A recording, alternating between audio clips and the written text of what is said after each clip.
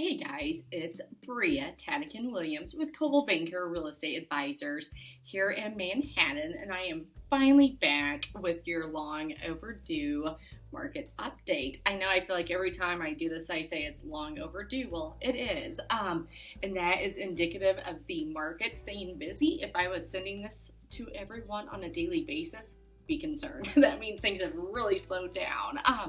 So that said, by the time, or in the time since I've sent my last market update, you are probably hearing on the news that the ceiling has been reached. The market is shifting. Things are changing. I'm going to talk about that, okay? Because yes, the market has shifted.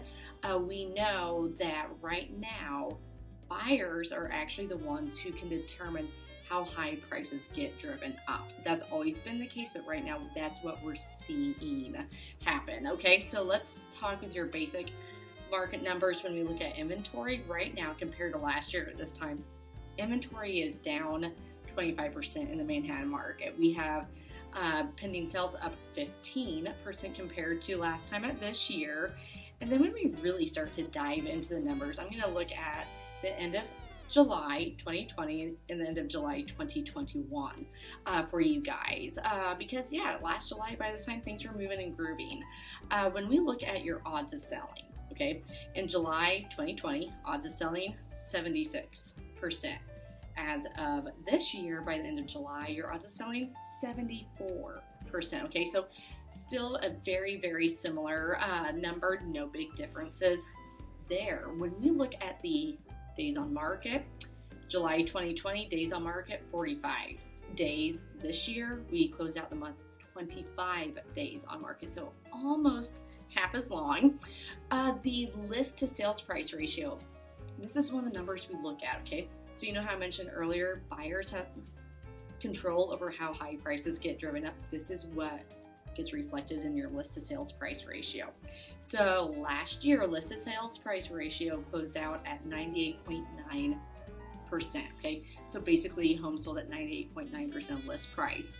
July this year, they closed out at 100.1%. Okay, and that's the average. So we have some that are still going well above list. We have some that are right at list, some that are below list. Then we look at the percent of original list price. Okay, the last number I gave you is when the house actually gets an offer, okay?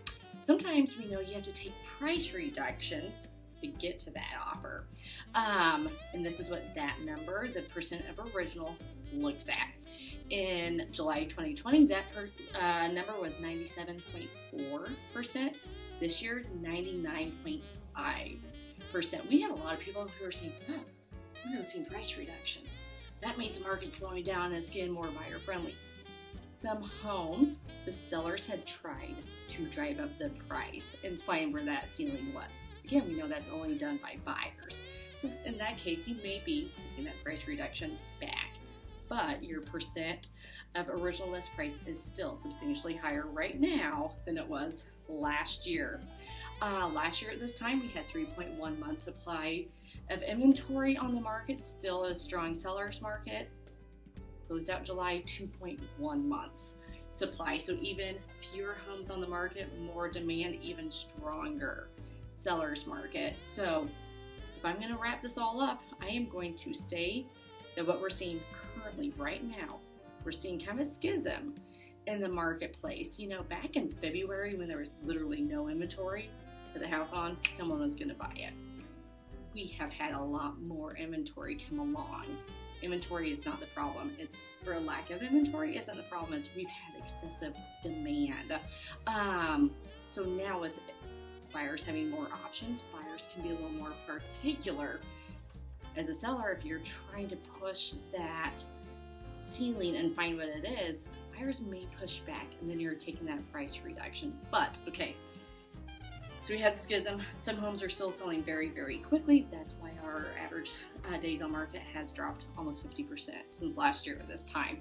Then we have those where, they push the envelope. Buyers are pushing back. And that's what we're seeing. Buyers are starting to push back from 20, 30, 40,000 over. They have more options. They have more things to consider, and especially with sellers who are pushing the envelope, buyers are pushing back. This is a lot of information. It's heavy information. I could talk about this in depth for hours. You guys don't want that on this video.